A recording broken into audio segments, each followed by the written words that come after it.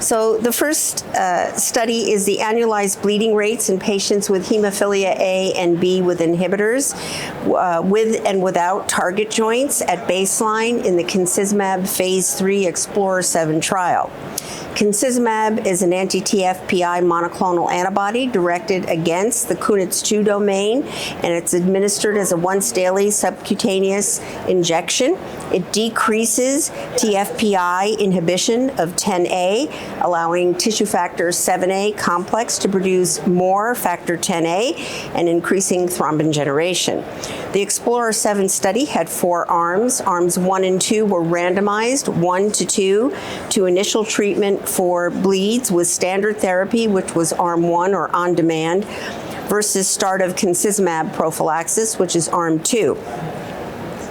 Arm 1 treated for 24 weeks and after which they were given the option to change to Concizumab prophylaxis, and Arm 2 continued on Concizumab prophylaxis as the patients desired. Arms 3 and 4 were treated with Concizumab prophylaxis. The data cutoffs were 32 weeks and 56 weeks. The primary endpoint was the number of treated spontaneous and traumatic bleeding events as assessed at 32 weeks and at 56 weeks. 133 patients were enrolled. 80 had hemophilia A with an inhibitor and 53 had hemophilia B with an inhibitor. That's quite a large number of hemophilia B patients with an inhibitor and represents approximately 14% of the number reported by the World Federation of Hemophilia.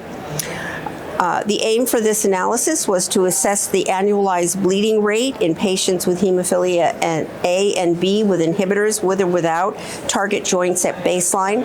A target joint was defined as a joint with greater than or equal to 3 spontaneous bleeds into a single joint within a consecutive 6-month period. Target joints were deemed resolved when this was less than or equal to 2 bleeds within a 12-month consecutive period. Comparing patients with target joints in Arm 1, which was 10 patients, to Arm 2, which was 15 patients, the estimated ABR was decreased from 10.6 for the on-demand treatment to 1.7 on the Concizumab prophylaxis, which equals an 84% reduction in ABR.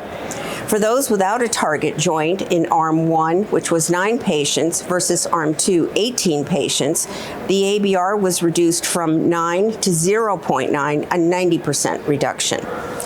The number of patients with 0 treated bleeds was also higher or improved in the Concizumab arm for both patients with a baseline target joint, which went from 20 to 53%, 0 treated bleeds, so increased number of patients without bleeding episodes, and those without a target joint, 67 to 94%.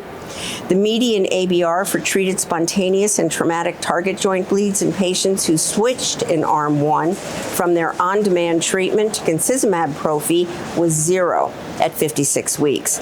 Specifically, for those patients with a target joint, the median ABR was 1.9 versus 0 for those starting on Concizumab prophylaxis. For those without a target joint, the median ABR was 0 in both groups.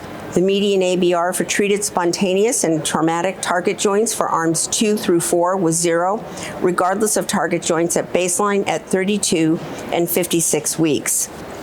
The safety data at 56 weeks showed no new findings. The study conclusions for this analysis were that once daily subcutaneous Concizumab prophylaxis effectively reduced ABR, irrespective of the presence of target joints at baseline at the 32-week cutoff. The low ABRs with Concizumab prophylaxis were maintained at 56 weeks, and that Concizumab prophylaxis showed a favorable safety profile and was well tolerated in patients with hemophilia A and B with inhibitors.